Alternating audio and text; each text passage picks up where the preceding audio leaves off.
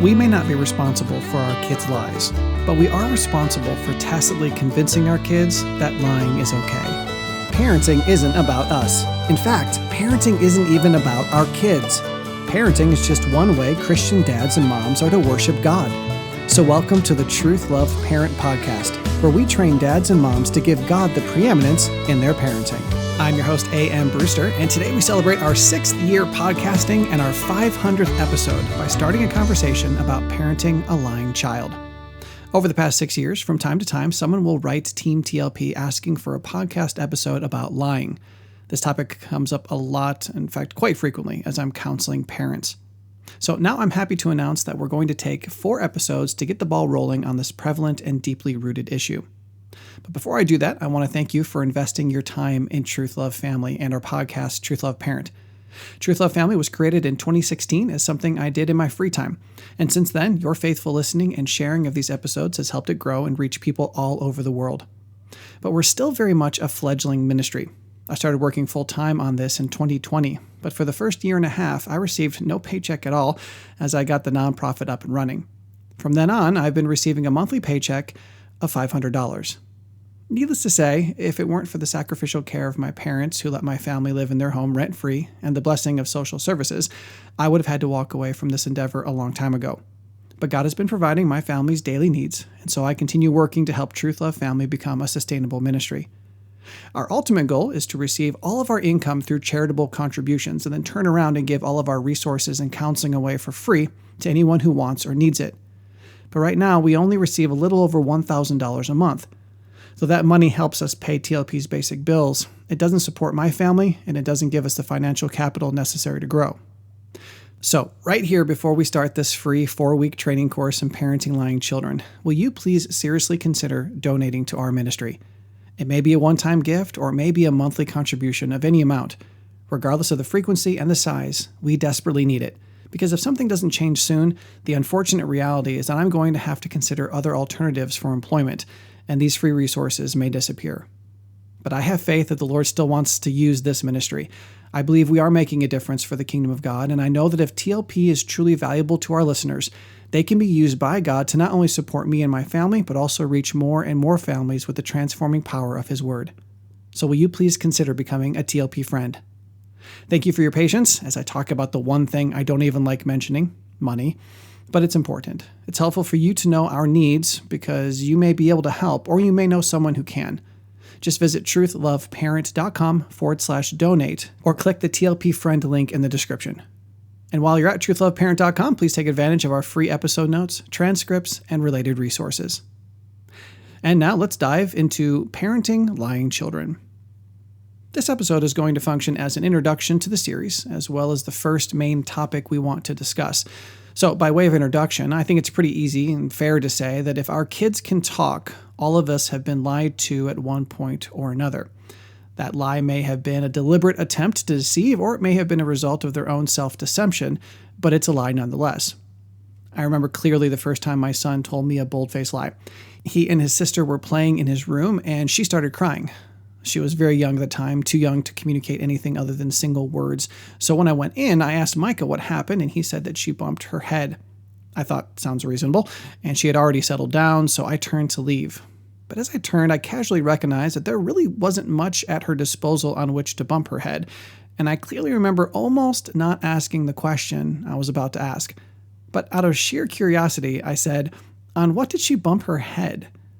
What came next was a convoluted and completely improbable story about how she bumped her head on something that was so high off the ground she would never have been able to reach it with her hands, let alone her head.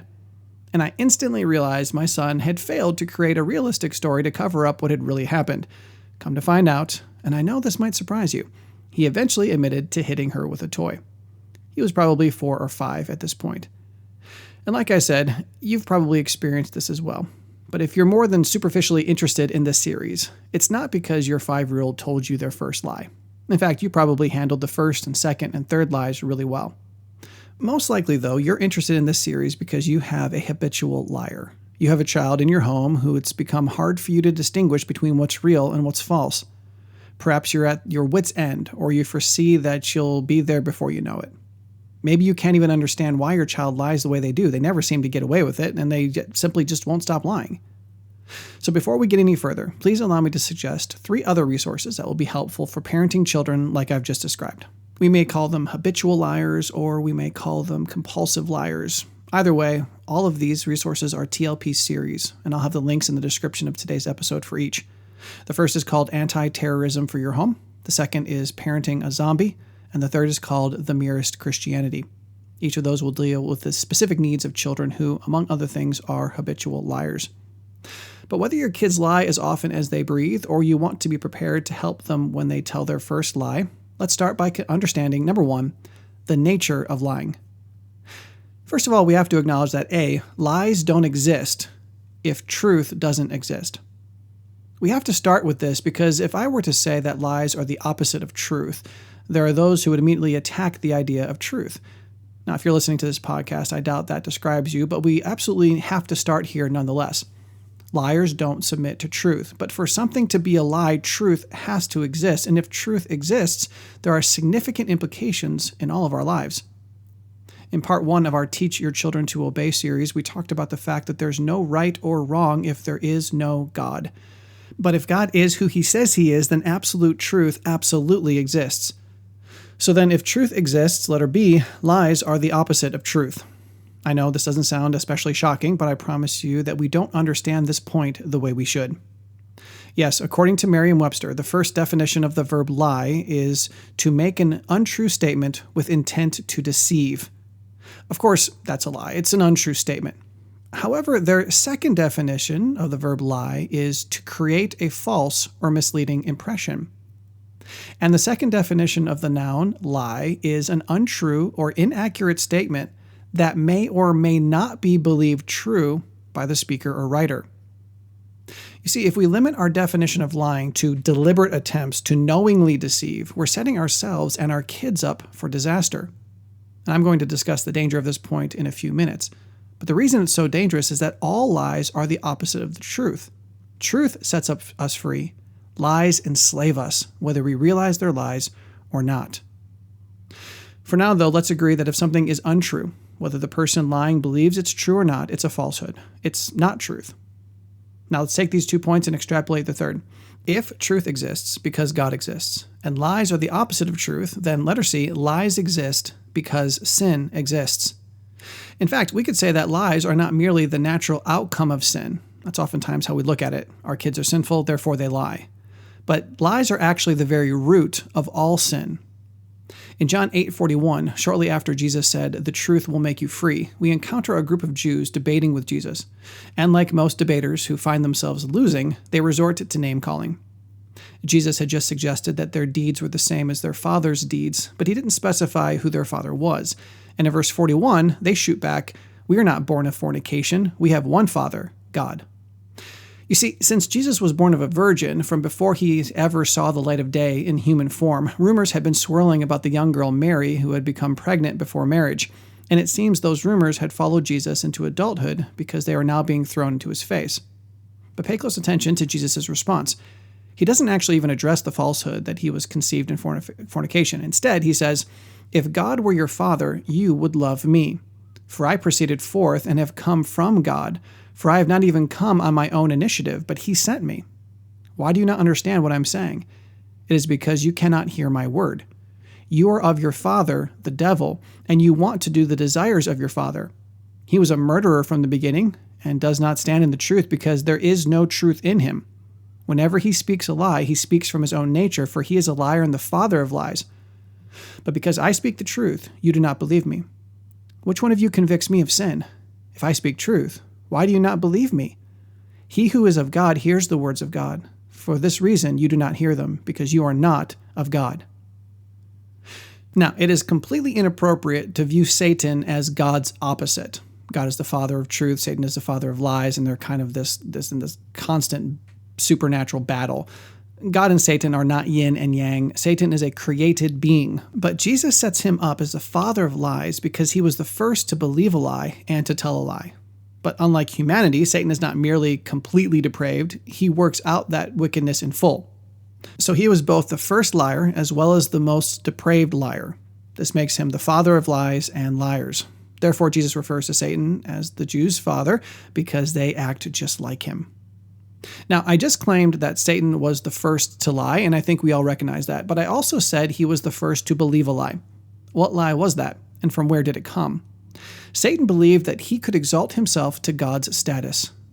We can only assume from the scriptural account that this lie started first in Satan's own heart, but he clearly was not aware of the impossibility of the falsehood because he acted on it. It's not Satan's deliberate deception that started sin. Satan's own self-deception is the very genesis of all lies. Let's put this into human terms. In our Merest Christianity series, we discovered that we do what we do because we believe what we believe. If I believe there is no God, then I will live accordingly.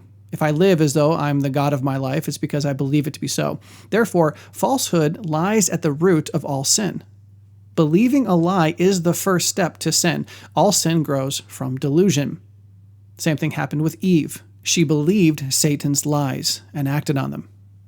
In Jeremiah 10:8, referring to people who worship an idol as though they were a god, Jeremiah says they are altogether stupid and foolish in their discipline of delusion. Their idol is wood. The Hebrew word translated stupid refers to being senseless. This word translated foolish only appears one time in the whole Bible and refers to becoming stupid, and the word translated delusion is also translated fraud, futile, vain, vanity, worthless, empty, and many others. In Romans 1:21-23, we read, "For even though they knew God, they did not honor him as God or give thanks, but they became futile," this is vain or foolish, "in their speculations, and their foolish heart was darkened. Professing to be wise, they became fools." How many times are we going to call them fools? "And they exchanged the glory of the incorruptible God for an image in the form of corruptible man, and of birds and four-footed animals and crawling creatures." Okay, so they rejected the truth and believed a lie. And the lie led not only to worshiping false gods, it also led to all manner of wickedness. Verses 28 through the end of the chapter says, "And just as they did not see fit to acknowledge God any longer, God gave them over to a depraved mind to do those things which are not proper, being filled with all unrighteousness, wickedness, greed, evil, full of envy, murder, strife, deceit, malice. They're gossips, slanderers, haters of God, insolent, arrogant, boastful, inventors of evil, disobedient to parents, without understanding, untrustworthy, unloving, unmerciful. And although they know the ordinance of God, that those who practice such things are worthy of death, they not only do the same, but also give hearty approval to those who practice them." They practice such things and encourage others to do the same, despite the fact that they know what the Bible says about God, because they don't believe what they know. So lies, falsehood, and deceit are the very root of all sin. They are the liar's problem. Everyone who lies has first believed any number of lies. In fact, it's impossible to lie without first believing at least one lie. Whether they are deliberately deceiving or they are personally deluded, it's the result of their falling into the delusion that a falsehood is reality. This is the reality of the liar and the lie. And now I want to spend the remainder of our time talking about how we parents so often actually make it easy for our kids to lie. I would even go so far as to say that we teach our children to lie. Why do I have to start here? Well, if you try to biblically address your children's lying without recognizing the hypocritical ways you actually encourage them in their lying, you're only going to cause more problems. We have to start with the log in our own eyes first. So number 2, how we teach our kids to lie. A, we tell our kids to lie. Now, yes, there are thieves and miscreants who actually and unashamedly encourage people to lie in the worst possible ways. They obviously fall under this category, but hopefully most of us can't be described in that way. However, I'm sure if we stopped and thought carefully, and if we were completely honest with ourselves, we might be able to remember at least one time when we encouraged our kids to give a false impression about something. It may have had to do with their homework, maybe family finances, dad and mom's relationship, someone's health, someone's outfit, or any number of things from seemingly innocuous to downright harmful. "Mom, I hate that girl and I don't want to invite her to my party." "Listen, young lady, you're going to walk up to her in school tomorrow and you're going to say, 'I'd love it if you came to my party on Friday.'" We're so focused on trying to help our daughter learn about the love of God and exercise it in her relationships that without thinking about it, we counsel her to lie. When I worked at Victory Academy for Boys, a home for at-risk teens, I would regularly encourage my guys not to sing when we were in church.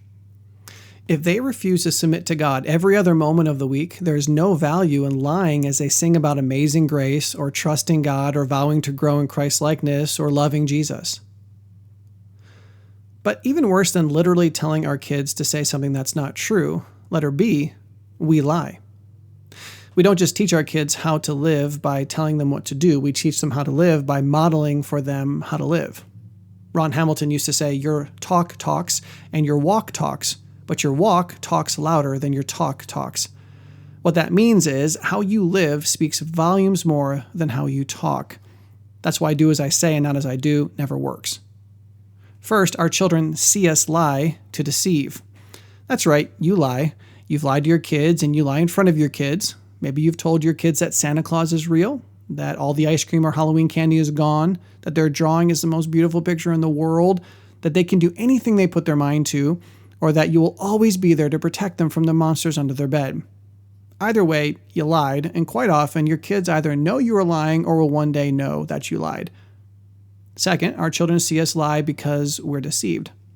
We tell our kids that their teacher has it out for them, that God wants them to just be happy, that it's okay to badmouth a president for whom we didn't vote, that daddy and mommy fell out of love, that if someone hits you, you should hit them back, and that people never change. And we make truth claims all the time without really knowing if what we're saying is true. Don't worry, it's not going to rain, but it does. You're going to win first place, but they don't. It's in your closet where I put it, but you forgot that you got sidetracked and never got around to putting it in their closet. And because you're a Christian, you're going to go to heaven when you die, but the child isn't really born again. And every time we model for our kids that it's okay to deliberately or unintentionally say things that aren't true, as long as it fits our purposes, you never actually have to tell them it's okay to lie. They'll learn it just fine. But we also teach our kids to lie by C. We don't deal with our children's lies the way we should.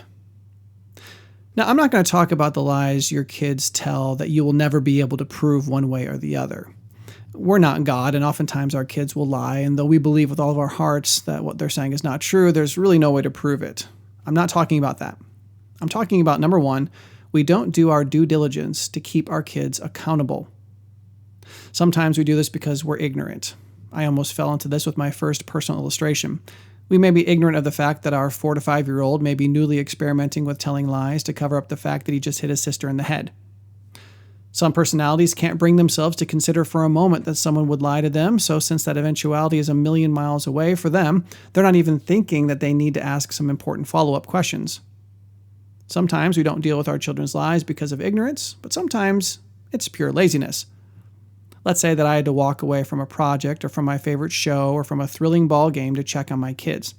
My son tells me she bumped her head, my daughter's calming down, and though I know that last time this happened, my son lied to me, I just don't really want to deal with it right now. I want to get back to what I was doing, and everything looks fine. I just don't want to go down that rabbit hole right now. Now, don't you pretend you've never done that. I'm sad to say I have, and that all the parents with whom I work have done it too. But when we don't deal with our kids' lies by pushing for truth and keeping them accountable, we're allowing them to believe that lying has value. It allows them to stay out of trouble or get something they want. So we often won't keep our kids accountable to the truth, but number two, we don't give appropriate secondary consequences when we know our kids have deliberately lied. Just like our last point, sometimes we do this because of ignorance. We don't know how to deal with the issue, so we don't. This is one big reason that we just finished our consequences series. Too many parents are paralyzed when it comes to giving consequences. They have no idea what to do, so they don't do anything. But others of us are just lazy.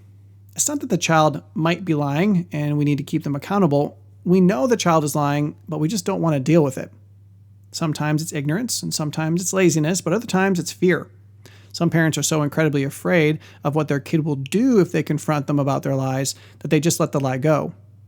But even though it may be hard to hear, this is just another variant of laziness. Yes, we feel the adrenaline. Yes, we imagine all of the things that could go south, and we feel a knot in our stomachs, but the reality is that we're disinclined to have to endure whatever may come from confronting our children about their lies. And that, my friends, is actually the dictionary definition of laziness. Laziness is, quote, disinclined to activity or exertion.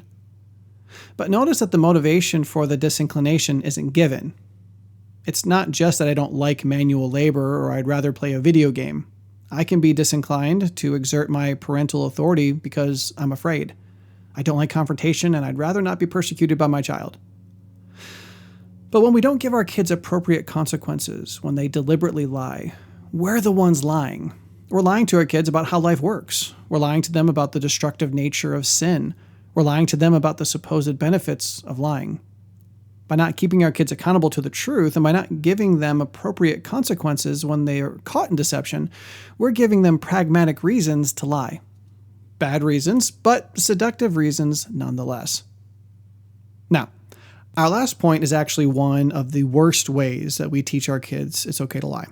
This one happens more often than the other two, and it starts far earlier in the child's life. It's worse because it's sneaky and it has the potential of pervading every area in our lives. But before I say what the issue is, I want to connect it to a larger problem in our society. Somewhere along the line, as a culture, we gave into the notion that a deliberate falsehood can be good. For example, I really like the 1994 remake of Miracle on 34th Street, but there's one line that I absolutely despise. Toward the end of the movie, the lawyer representing Santa Claus, our hero, says to the judge, "Which is worse, a lie that draws a smile or a truth that draws a tear?" Well, his supposed feel-good justification for the judge to rule that Santa Claus was a real person could not be any more unbiblical and wicked. But this argument is very socially acceptable. People actually believe it's advisable to say things that are untrue so as to either make people feel good or avoid making them feel bad, thereby removing potential conflict from the relationship. Of course, there are many, many reasons that the average worldling will try to justify their lies, but there are also millions of Christians who also believe it's okay to say things that they know are untrue. Now, how did they come to this point? The answer, in part, has to do with our overall comfort for falsehood. If we don't see a problem with an unintentional falsehood, then an intentional falsehood that's intentionally hoping to preserve someone's feelings can't be all bad. It's a progression. We don't accept intentional falsehood right out of the gate. We get massaged into it. You see, it's very likely that your children engage in intentional deception because they became so comfortable with unintentional deception. Number 3, we allow our kids to continue in self-deception. I found over and over again that too many Christian parents don't address falsehoods as long as the child didn't intend to deceive. The untrue statements are viewed as mere mistakes or a misinterpretation, or they're excused away in some other manner. It's only when the child knowingly lies that the parent sees it as a problem. And I get it. Intentional deception has an additional defiant layer to it. It's not just that my child is believing something to be untrue, but now they want to weaponize that falsehood against me. But can't you see the problem with that? Why is falsehood only an issue when our kids are deliberately using it to attack us? God says that we shouldn't bear false witness, ever, period. That includes intentional false witness as well as unintentional false witness. It doesn't matter why I said what I said. If I tell the judge that I saw you robbing the bank yesterday, even though I may have been legitimately mistaken, I have borne false witness and you may likely do jail time because of my lie. It's not about what my kids did to me. It's about truth.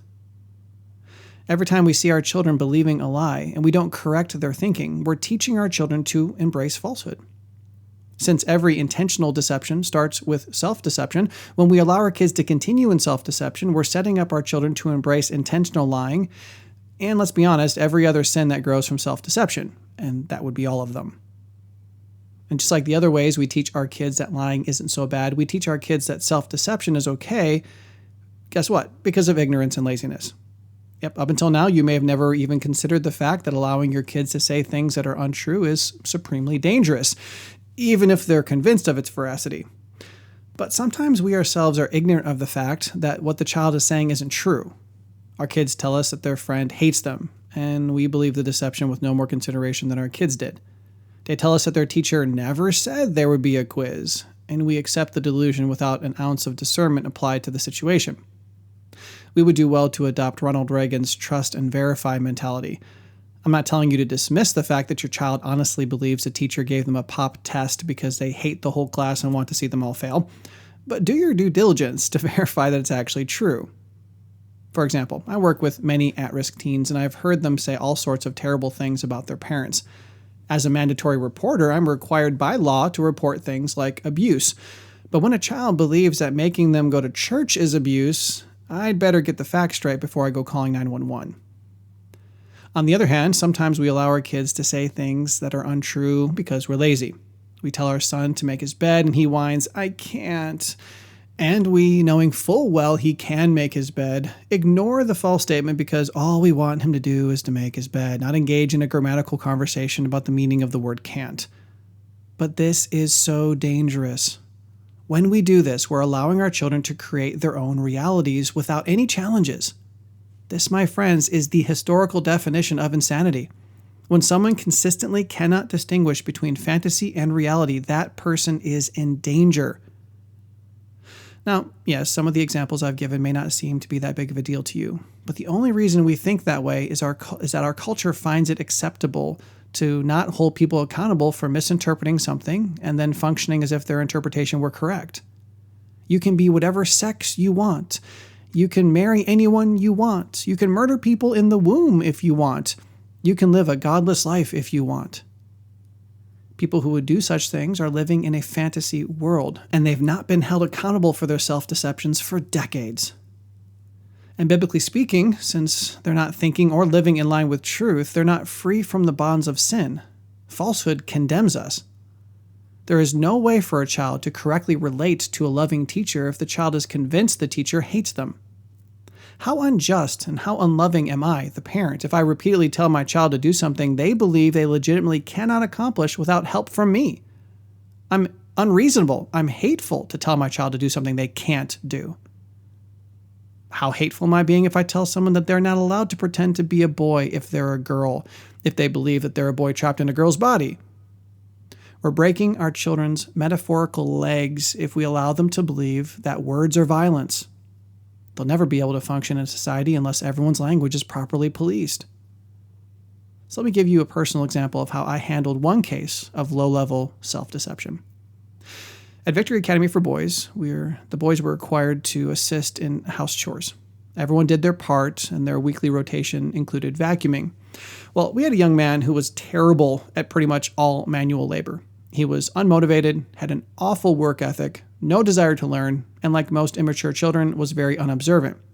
So after teaching him how I expected him to vacuum, I checked his job and found that he hadn't done it at all the way he should.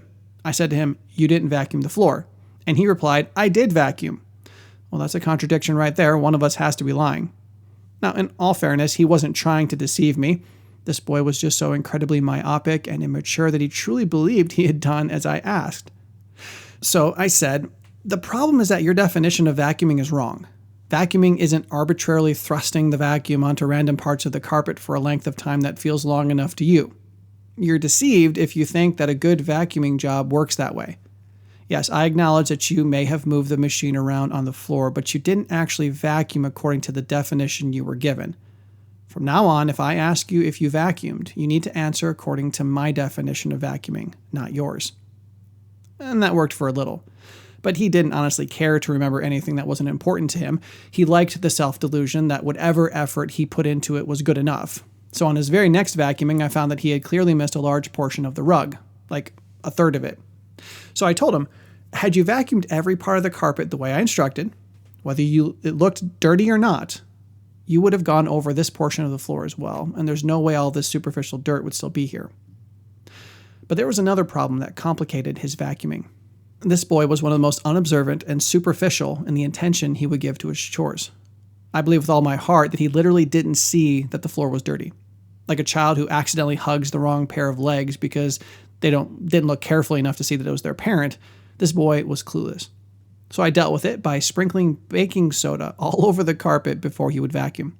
And I made sure he was clearly able to see the stark difference between the white powder and the dark brown of the carpet. And I told him that he wasn't allowed to tell me that he had finished vacuuming until all of the baking soda was gone. That was the definition. Now, I'm telling you all of this because I want you to see that I was on the kid's side. I wanted to set him up for success. But believe it or not, he would still tell me he was done vacuuming even though there was clearly visible baking soda on the floor. And no, this wasn't an actual eyesight issue. I thought it may have been for a while, but every time he was able to point out the remaining baking soda when I told him to. So I explained that if he continued telling me he was done when there was still white stuff on the floor. He would not only have to re-vacuum the entire floor, but he would receive demerits for lying. Well, this blew his mind. He whined quite defensively, "I wasn't lying. I thought I was done." So I asked him, "But were you actually done?" He said, "No." So I asked, "Was what you said true or false?"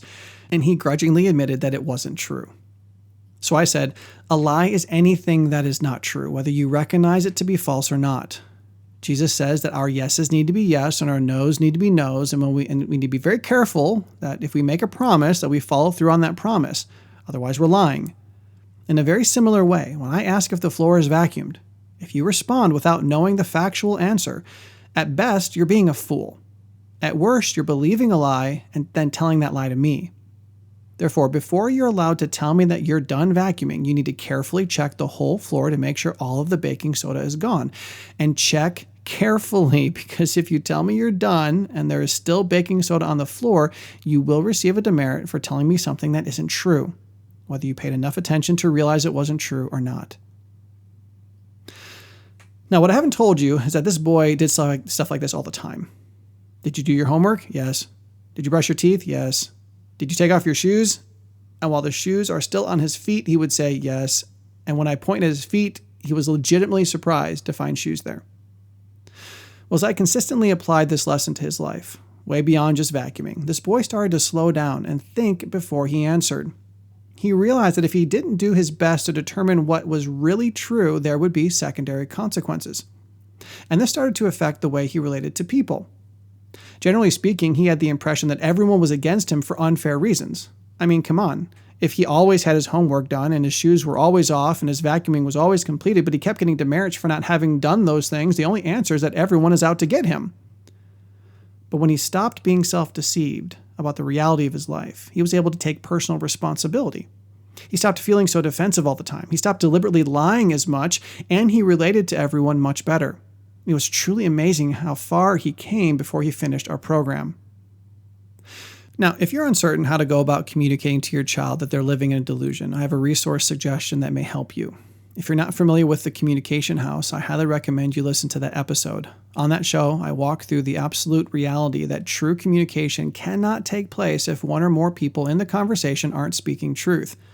Truth is the foundational necessity in all valuable communication. Also, I did an episode called Revolving Priorities that teaches parents to focus on the deepest issues in any given situation without being sidetracked by the less important topics.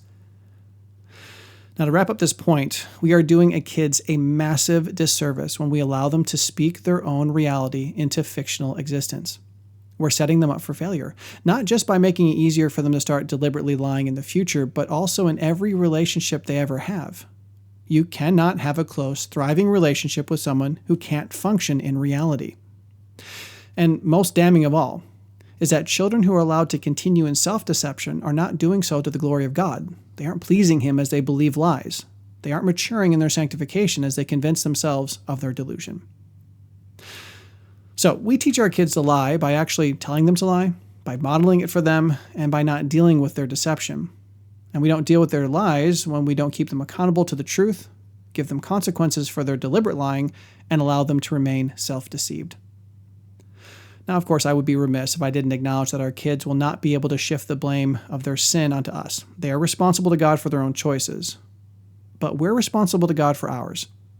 We may not be responsible for our kids' lies, but we are responsible for tacitly convincing our kids that lying is okay. Please share this episode on your favorite social media outlets and join us next time as we open God's Word to discover how to best worship God with our parenting. To that end, we'll be discussing how to catch a liar. Truth.Love.Parent is part of the Evermind Ministries family and is dedicated to helping you worship God through your parenting. So join us next time as we study God's Word to learn how to parent our children for life and godliness. And remember that TLP is a listener-supported ministry. You can visit truth.loveparent.com/donate to learn more.